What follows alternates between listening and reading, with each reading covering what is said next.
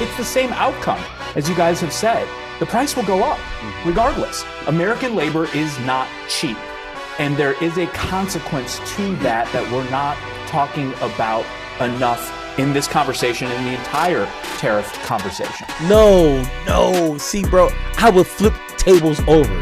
That glass table, About enough. Hey, that glass table would be flipped over if I was sitting there hearing, we're not having enough conversation about how tariffs and bringing jobs back is going to be expensive and blah. What are you talking about? What are you talking about? So one thing for sure, it is bad when these low-level surface minion looking type of Trump pundits or Republican pundits on, CNN or whatever are starting to softly, not grandiose, but softly admitting the reality of this administration. And I'm not talking about like things that's like in the gray area where you can kind of still defend some things. I'm talking about like 1 + 1 being 2. Like at some point, you just look stupid trying to say it's 3, while everybody in the room is laughing at you and saying, what you doing? Like that is where we're at with this whole tariff situation. I guess, once again, Trump is talking about slapping tariffs on everyone. This is like the 14th time where he's talking about slapping more tariffs. It's like, does he not? Either he doesn't care about how this affects the average American person, or he doesn't truly know.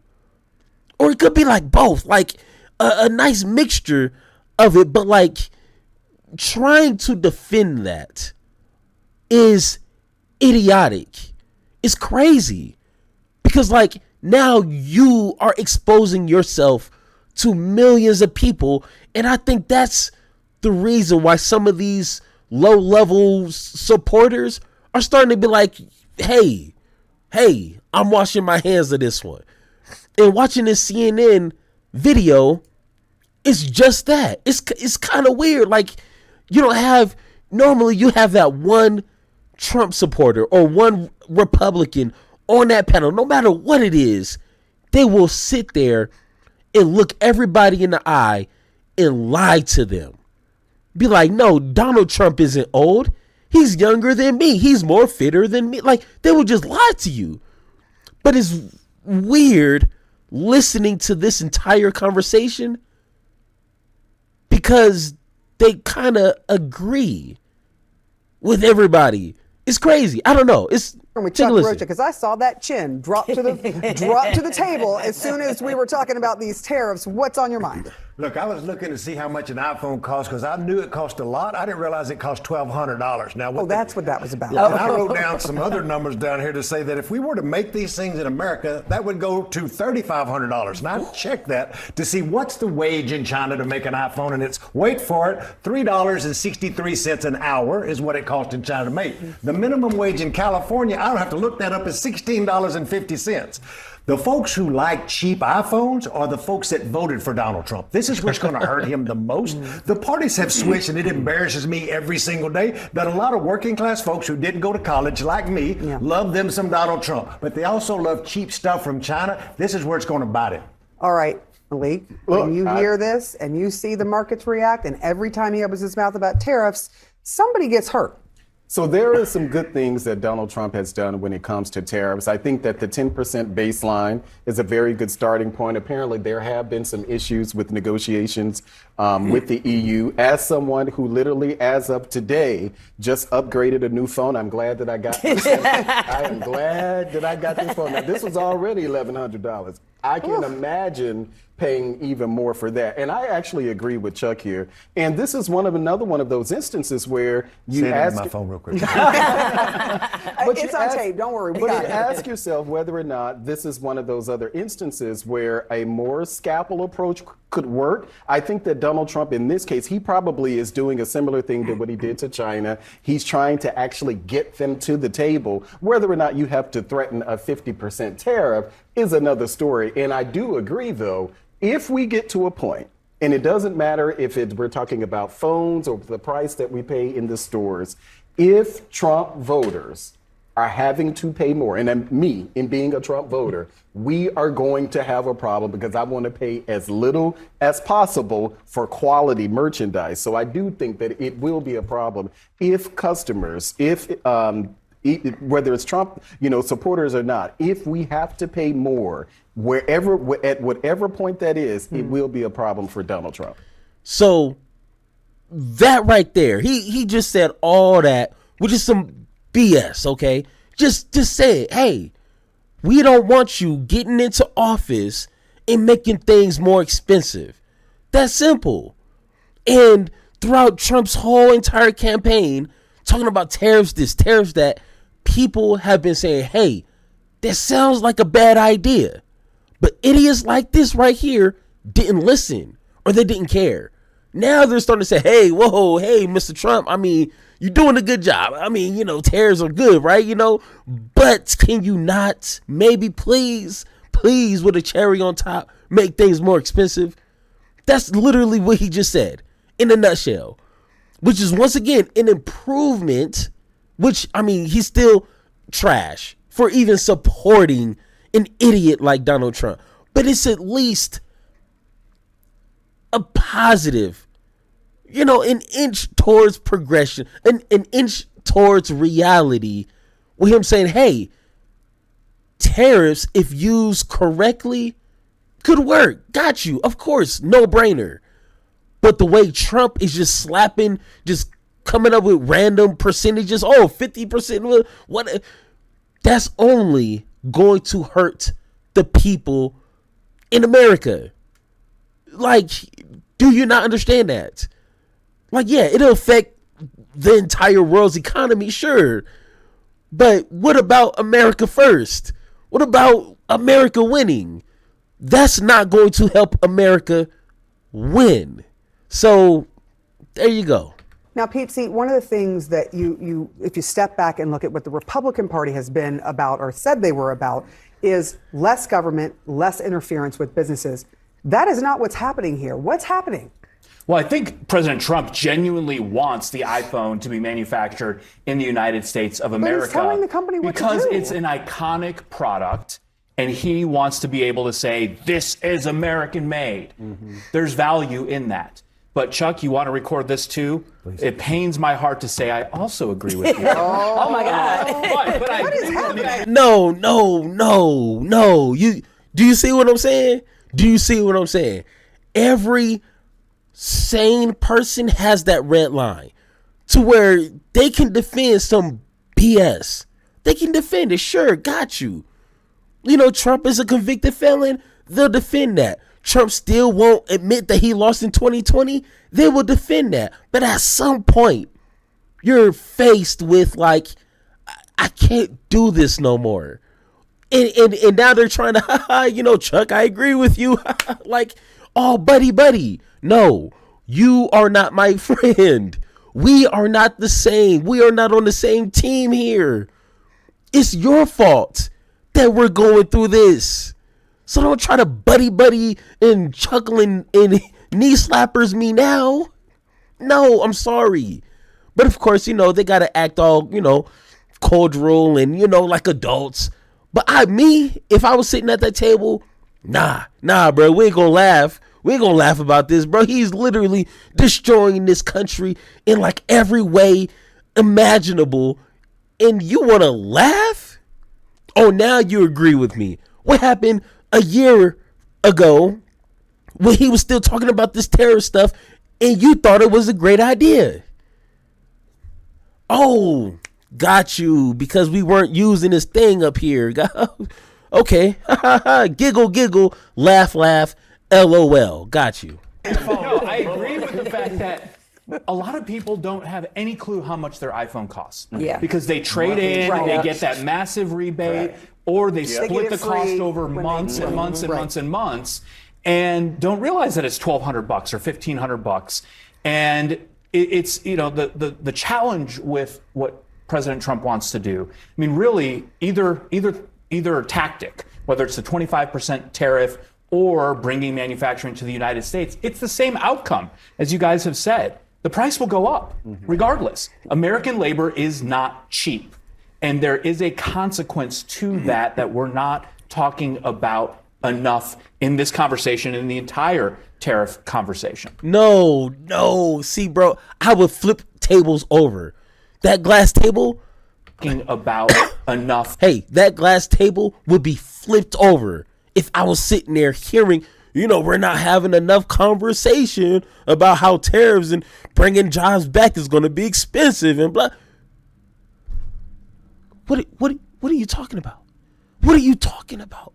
I myself, I've heard dozens of people, but I myself, including, had talked about it is damn near impossible to bring these manufacturing jobs back because, one, that's going to take years upon years and money, billions of dollars to even construct all this. And then talk about pain, like you said, this ain't China. This you gotta actually pay a somewhat livable wage, minimum wage, I guess. That takes money that some of these corporations don't even want to pay. So what are you talking about? We've been had this conversation, but you weren't there because your head was up Donald Trump's ass. So you couldn't hear us because you was neck deep into his ass. That's why. In this conversation, in the entire tariff conversation. And can I sort of add to that a little bit? Because the problem isn't just that the iPhone would be more expensive. It certainly would. But actually, it is not possible to bring iPhone manufacturing to the United States. Our economy does not support it. We do not have the factories in place to do the work. We do not have workers. Howard Lutnick has said, he wants all the iPhone screws to be screwed in by workers here in the United States. Who do you know that actually wants to screw in iPhone parts at a factory in the U.S.? American consumers want cheap iPhones, but they don't want these jobs. And why should they in a labor market that is as strong as our labor market is today? Well, can I just piggyback on that real quick? Because the New York Times had an article today going through all the various reasons why manufacturing likely wouldn't come here. And they actually said when it comes to those screws that Chinese laborers, particularly women, have smaller hands. Literally one of the reasons for why they would want to keep manufacturing and there. Can I do one more piece on that since we're doing some numbers? So we're in a situation where, as of today, with this 50% EU tariff, we have the highest tariff rates this country has seen since 1909. You said Trump voters aren't going to like when prices go up. The budget lab at Yale that I run crunched the numbers this morning. As a result of these reciprocal tariffs, we're going to be in a situation where the average American family is going to pay $3,800 more each year for literally everything that they buy. And I just don't quite understand how that is a tenable political proposition, especially in the light of an election in 2024 that in meaningful ways felt like it was about inflation and high prices. Hey, I'm sorry, but Trump lied to people. He doesn't give a damn about prices of anything. He told his voters, when I get into the White House, we gonna win big. And when you're tired of winning, we just gonna keep on winning. We gonna win so much, you're gonna get tired of winning. That's what he said. And these idiots, he said he's gonna make me a millionaire. And now look at him. What did Trump say just a few months ago? Oh man, we gonna have to face some hard times, right? It's gonna be a little rough. Rough for folks like us. Not the rich, but you and me. We're the ones that's gonna have to go through this rough patch. How long is this rough patch? A few months? A few years? Do you see what I'm saying? But once again, we been done had this conversation. So now you want to jump on the train and act like everything, like you got a valuable opinion all of a sudden. Nah, I'm sorry. Sorry, bro. In this final season of America. I always often say is that like this would be all very entertaining if I didn't actually live here and if real people weren't actually affected. But I need for all of those billionaires to step to the front of the class. Because what have we learned? Tim Cook gave $1 million to Donald Trump. This is what it got you. Jeff Bezos gave money. All of them give money, and the same thing keeps happening. As soon as he doesn't like something that you do, it's not buying you influence. It's not buying you a yes. It's not buying all the things that you allegedly gave money to him to get. So once again, I need people to understand bullies keep bullying. They don't stop. You give them what they want. They only want more. It's a reason why they use the phrase, and I'm not calling Donald Trump this, don't negotiate with terrorists. It's a reason why they say that. It's because once you cave in, it never ceases. And this is another example. So part of me wants to laugh at Tim Cook's face because he is the one that gave the money to him. And now look at what you brought on yourself. Well, here's my out of left field idea.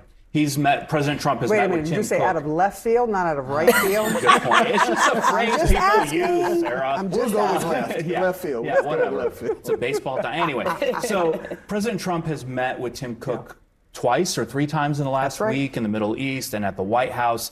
Again, this is a crazy out of left, right field thought. Is perhaps Apple is moving something to the U.S. or maybe friendshoring it, nearshoring it to Central America, and Trump is throwing this out there in advance of an announcement so he can say it's because of me. Did it because That he of can me. say, I want something. Maybe, but the reality is that they have already started onshoring and friendshoring to countries that are not China in order to help deal with the national security risks. They're moving big parts of their production to India and Vietnam. And so, if anything, the way these tariffs are being effectuated in this trade policy, this is like the 56th time or something that tariff policy has moved since President Trump took office. And I feel like that is making the markets unstable, but it's also a business environment that's really unstable. If you're Tim Cook trying to plan where exactly should you be doing your manufacturing, if not China. You brought up India, and specifically Trump mentioned not building factories in India when he sent out his social media on this, saying that he was going to put tariffs of 25% onto Apple. I do want to ask you, Chuck, when you sort of step back from all of this and you look at the bigger picture of all of this, how are businesses supposed to operate when this just keeps shifting every single day? This tactic we have seen before, and Trump says, huge win, China is now coming to the table, but really he capitulated. Long-term investment is really important for business communities and for workers because that's where the investment happens. But I'll also say electorally, and we don't give enough credit to Donald Trump here. Write that down somewhere. Oh my gosh. What is happening today? This is quite the night. Trade is somebody who lost their job. I worked in a tire factory. A lot of y'all know that. That job went overseas where my daddy worked, where I worked, where 6 of my uncles worked, and lots of my cousins. I know the trauma that happens in local communities when those jobs are outsourced in rural East Texas. So there are parts of our economy where the scalpel approach on tariffs with steel, aluminum, car parts, gasoline, wood, our paper industry, we have unbuckled and sent to China. Like that kind of thing could be brought back. Those kind of jobs could be here. And those jobs pay $20, $30 an hour, and we're used to paying that for those. It's the small, cheap toys or the iPhones is where it really hurts folks. All right, we are going to have a lot of other things to discuss, but that was a good 2 counts of first-degree murder. Hey, not this video right now. But once again, what is going on? And maybe it's childish of me to have this, type of viewpoint of these, Republican pundits. Like, no, don't try to sit here and save face and be like, oh man, this could really suck. Well, we should never had elected this individual if he had no plan. He had no plan. No one asked him, can I see a detailed plan from beginning to end? What is your end goal? What does that look like? What is America's going to go through in between the time? I want to know. They ask Democrats that all the time. Oh, healthcare for all. What is the plan? What is the plan? Higher wages? What is the plan? What is the plan? Like, they ask for a plan on everything. They want a plan for the plan when they're talking to Democrats. But with Republicans, we'll just let them go in there, just see what happens, right? Now we're at where we're at today. Great job, guys. But once again, if you agree or disagree with anything I said in this video, let me know in the comments down below or hit that Blue Sky link in the description down below so we can have that one-on-one talk. And like always, let's have that conversation. I've been wanting this shit forever. I've been in the field with whatever they throw at me. Brush it off, pick myself up, moving on to the better. Hey. Ain't no errors, baby, it's a new era. I wake up early feeling rich like I'm Kesha. I get to the paper, boy. Extra, extra. Fuck with me.